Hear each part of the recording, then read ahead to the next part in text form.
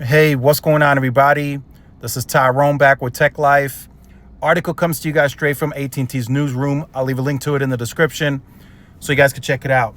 So as soon as the Big Beautiful Bill Act passed, AT&T put out a statement, and you can see where the focus is, right? It's no secret anymore. So some of you that are still out there having hope, buts, maybes, what ifs, the focus is fiber. It's 1,000% fiber. So AT&T to accelerate fiber network expansion following passage of the One Big Beautiful Bill Act. So bill's tax provisions facilitate accelerated fiber deployment to an additional 1 million locations annually starting in 2026, advancing U.S. infrastructure goals. So they're going to have to give a bit of an update to investors and shareholders, a bit more detailed, because now they're saying starting 26, there's going to be 1 million additional homes passed with fiber.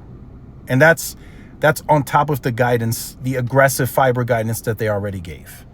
So that will be an additional million in 2027 and then an additional million in 2028 likely as well.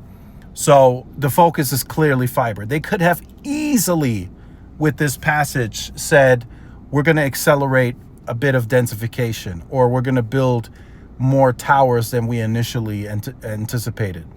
They did not opt to do that. What did they opt to do? Invest into fiber immediately. As soon as the bill passed, I mean, they had this article probably pre-written. Accelerate fiber. Fiber, fiber, fiber. That's where the focus is for AT&T. Right? So that's 1 million homes passed on top of what they already want to get to. So, I mean, I think AT&T at headquarters, they just celebrated 30 million homes passed 6 months ahead of schedule.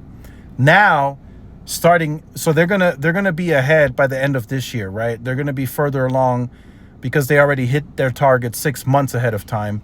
So now they're accelerating next year. I mean, they're gonna beat any and all targets. So anything that they guided in terms of where they want to be by a certain time frame, it's all under promise over deliver, because they're going to be ahead by a lot, especially with this acceleration that's coming up.